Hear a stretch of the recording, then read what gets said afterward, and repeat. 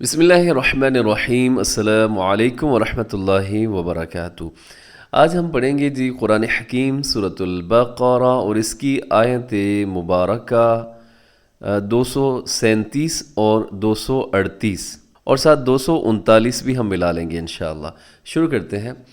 بسم اللہ الرحمن الرحیم۔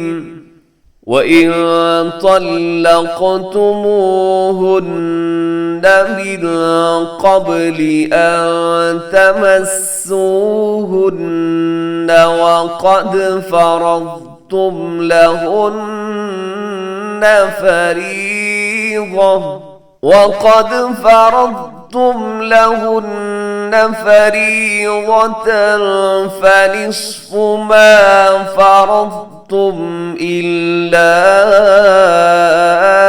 أَن يَعْفُونَ أَوْ يَعْفُوَ الَّذِي بِيَدِهِ عُقْدَةُ النِّكَاحِ وَأَن تَعْفُوا أَقْرَبُ لِلتَّقْوَىٰ وَلَا تَنسَوُا الْفَضْلَ بَيْنَكُمْ إِنَّ اللَّهَ بِمَا تَعْمَلُونَ بَصِيرٌ۔ اس آیت مبارکہ کی تجوید دیکھیے گا۔ وَإِن طَلَّقْتُمُوهُنَّ، یہاں کیا ہے جی؟ شروع میں اخفا کیجیے گا، نون ساکن کے بعد طا ہے، اخفا کر دیجیے گا۔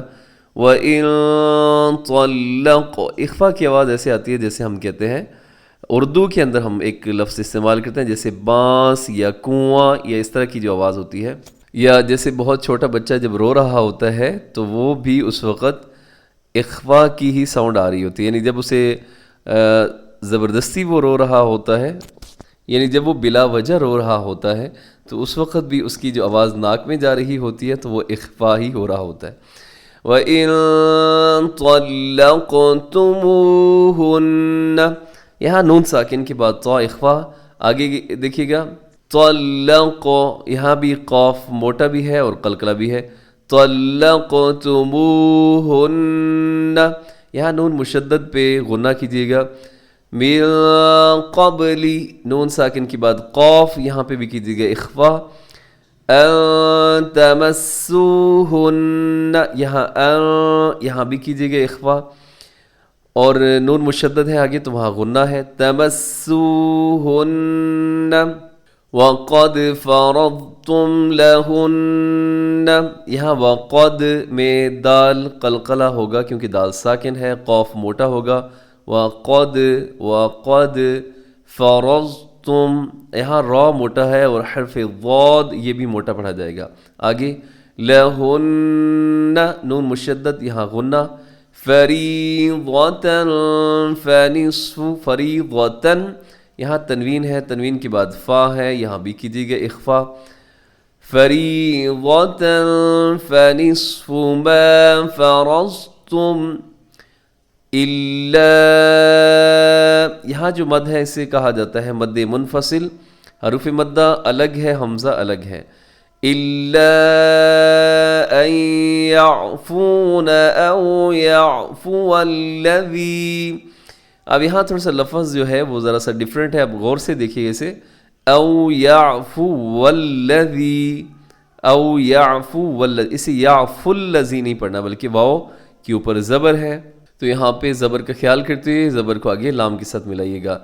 او يعفو الذي، اور ایک اور چیز دیکھیے گا، یہاں جو جب بھی آتا ہے نا الذی، تو میں نے دیکھا ہے کہ بہت سارے لوگ ایسے ہوتے ہیں جو اس لام کو موٹا کر دیتے ہیں، جیسے الذی، اللہ، اللہ ایسے موٹا ہو جاتا ہے۔ تو یاد رکھیے گا قرآن پاک کے اندر لام جہاں بھی آیا ہے لام باریک پڑھا جاتا ہے، سوائے لفظ اللہ اور اللہم کے، وہ بھی جب لفظ اللہ کے لام سے پہلے زبر یا پیش ہو لفظ اللہ موٹا ہوتا ہے، اگر اس سے پہلے زیر ہو تو لفظ اللہ باریک ہوتا ہے۔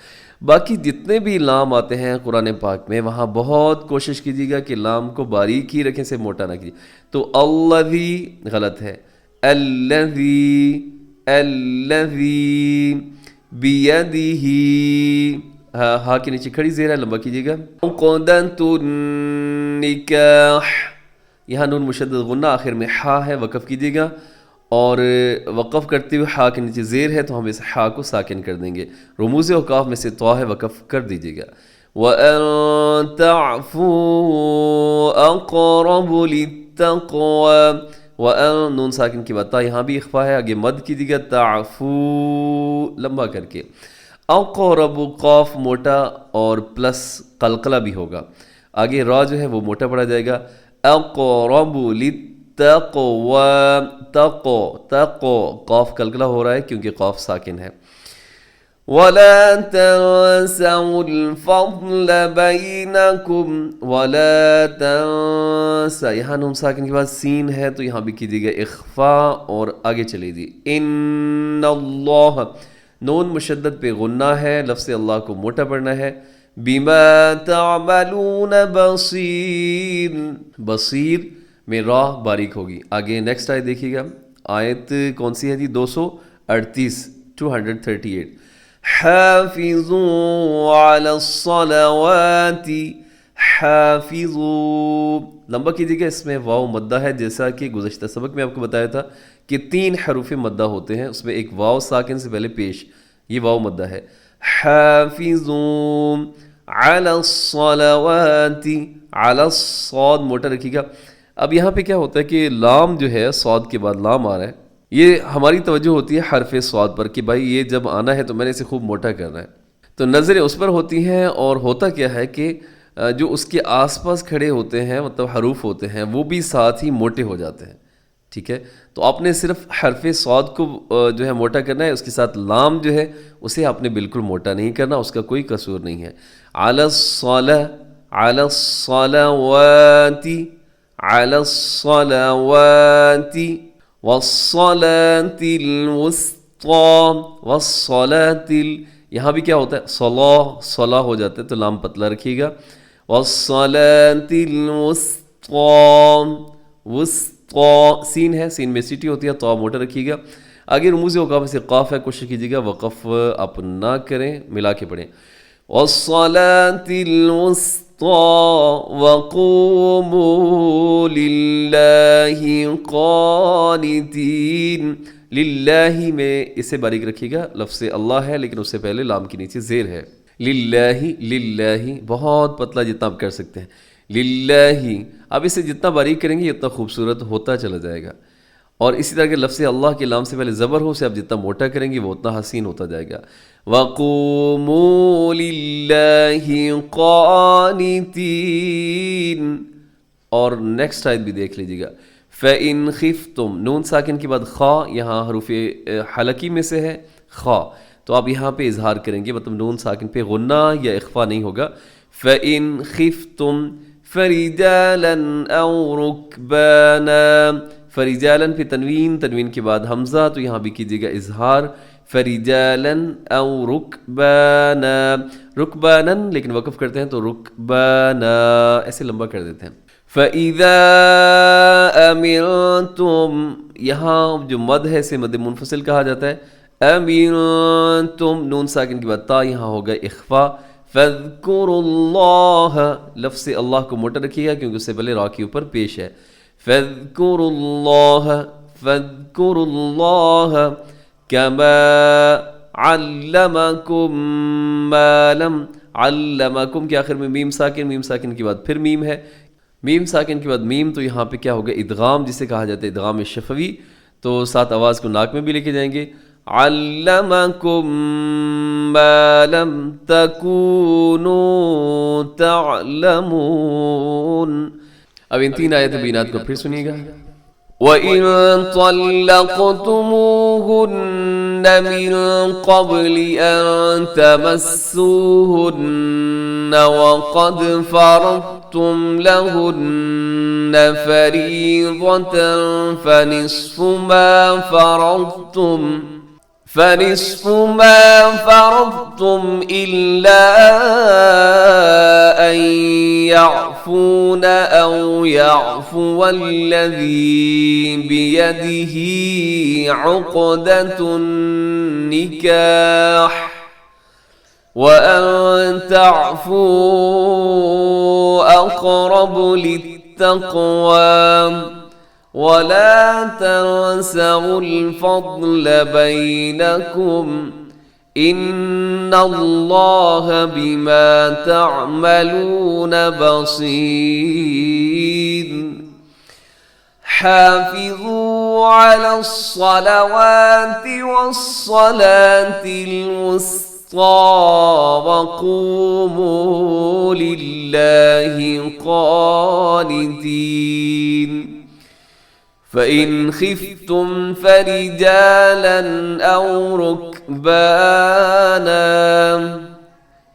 فإذا أمنتم فاذكروا الله كما علمكم ما لم تكونوا تعلمون صدق اللہ العظیم۔ ان 3 آیات بینات کا ترجمہ سماعت کر لیجیے۔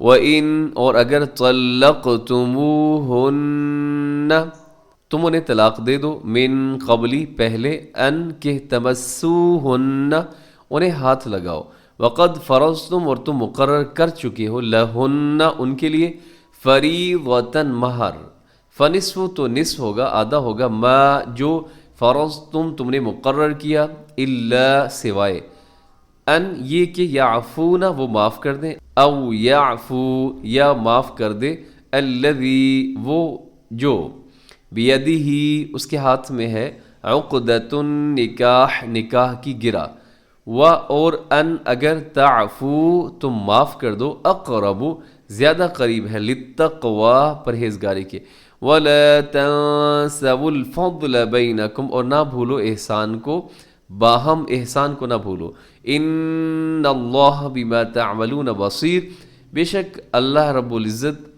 وہ دیکھ رہا ہے جو تم عمل کرتے ہو۔ جی اس آیت مبارکہ کے اندر اللہ رب العزت فرما رہے ہیں کہ اگر ان کو چھونے سے پہلے ہی اس حالت میں تم نے طلاق دے دی تو ان کے لیے اگر نکاح کے وقت میں کوئی تم نے حق مہر مقرر کر لیا تھا تو جتنا حق مہر تم نے مقرر کیا تھا اس کا آدھا دینا جو ہے وہ واجب ہے، ضروری ہے۔ ہاں یہ ہے کہ وہ عورتیں اگر رعایت کر دیں اور اس کو معاف کر دیں تو وہ الگ بات ہے، یا وہ مرد جس کے ہاتھ میں نکاح کی گرہ ہوتی ہے وہ کیا کرے کہ اس معاملے میں ذرا اچھائی کا مظاہرہ کرتے ہوئے پورا حق مہر دے دے، تو یہ بھی بہت اچھا ہے۔ اور پھر اللہ کریم فرماتے ہیں اگر تم رعایت کرو گے تو یہ تقویٰ کے زیادہ قریب ہے، اور آپس میں فراخ دلی کا برتاؤ کرنا مت بھولو، اور جو بھی تم عمل کرتے ہو اللہ رب العزت اس کو جانتے ہیں۔ نیکسٹ آیت دیکھیے گا، آیت 238، حافظوا اور تم حفاظت کرو، علی الصلوات نمازوں کی، والصلاۃ الوسطیٰ اور نماز جو درمیانی نماز ہے، یعنی خاص طور پر جو درمیانی نماز ہے وہ، وقوموا اور کھڑے رہو، للہ اللہ کے لیے، قانتین فرما بردار ہو کر۔